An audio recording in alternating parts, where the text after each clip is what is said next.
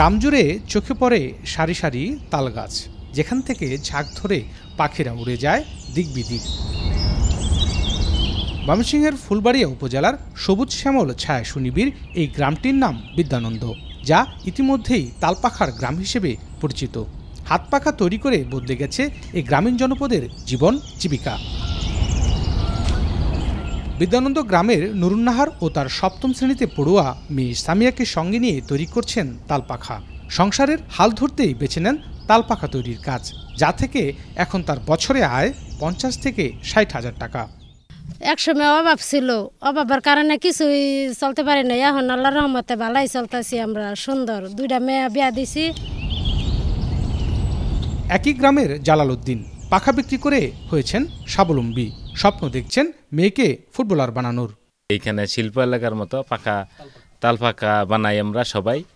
তা আমার একটা ছোট মাইয়া হয়েছে, তবে আমার খুব আশা হয় আমি ফুটবল প্লেয়ার বানাবো।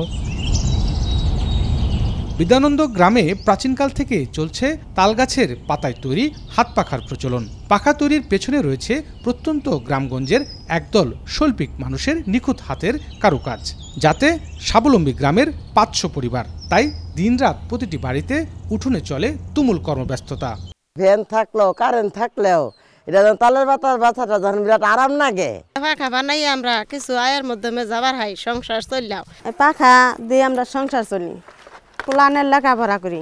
আঙ্গর পুঁজি নাই, আমরা গরিব মানুষ, পুঁজি হইলে আমরা একটু ব্যবসা বাড়াবার পাইতাম। হাত পাখার উপকরণ তালপাতা সংগ্রহ করা হয় শীতকালে, পরে সেই তালপাতা 2 দফায় পানিতে ভিজিয়ে শুরু হয় পাখা তৈরির কাজ। তবে গরমকালে পাখার কদর থাকলেও শীতকাল আসতেই তাতে কিছুটা ফাটা পড়ে। গরমকালে প্রতিটা পাখা পাইকারি 25 টাকায় বিক্রি হলেও শীতকাল আসতেই তৈরি হয় দামের তারতম্য। বিভিন্ন জায়গার থেকে পাতাটা সংগ্রহ করুন লাগে, বান্দা রোদে শুকানি, তারপরে মনে করুন যে পাখাটা মজবুত করা হয়, তারপরে বিক্রি হয়। তালপাখার মতো এমন কুটির শিল্পের প্রসার বাড়াতে কারিগরদের সব ধরনের সহযোগিতার আশ্বাস জেলা প্রশাসকের। পাখা কারিগর হিসেবে যারা দায়িত্ব পালন করছেন বা কাজ করছেন, তাদের উন্নয়নের জন্য আমরা যে কোনো রকমের, তারা যদি সহযোগিতা চান, যেরকম সহযোগিতা চাইবেন আমরা জেলা প্রশাসনের পক্ষ থেকে সেরকমের সহায়তা প্রদান করব। তারা যদি প্রশিক্ষণ চান, তারা যদি আর্থিকভাবে প্রণোদনা চান, অথবা তারা যদি ঋণ চান, সেটিও আমরা ব্যবস্থা করে দেব।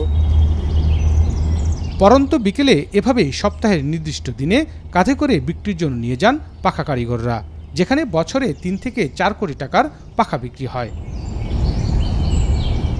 একসময় গরমের হাত থেকে বাঁচার জন্য গ্রামীণ মানুষের একমাত্র অবলম্বন ছিল হাত পাখা, বিশেষ করে তাল পাতায় তৈরি হাত পাখা। কালের বিবর্তনে বিজ্ঞানের অগ্রযাত্রায় এসি ফ্যানের মতো উন্নত প্রযুক্তি আবিষ্কার হলেও আবেদন কিন্তু কমেনি হাতে তৈরি তাল পাখার, যার অন্যতম প্রমাণ এই বিদ্যানন্দ গ্রামটি। এই বিদ্যানন্দ গ্রামের কমপক্ষে 4 থেকে 500 নরনারী এই তালপাতায় তৈরি হাত পাখা তৈরি করে তাদের জীবন জীবিকা নির্বাহ করছে। এই হাত পাখাগুলো দেশের গণ্ডি পেরিয়ে বিদেশে রপ্তানি করা গেলে একদিকে যেমন কর্মসংস্থানের সুযোগ হবে, ঠিক অন্যদিকে বৈদেশিক মুদ্রা অর্জন করা সম্ভব, যার জন্য প্রয়োজন এই খাতে উদ্যোক্তা বাড়ানোর পাশাপাশি বিনিয়োগ করা। এমনটাই মনে করছেন গ্রামীণ এই পাখা কারিগররা। ইমতিয়াজ আহমেদ, এখন ময়মনসিংহ।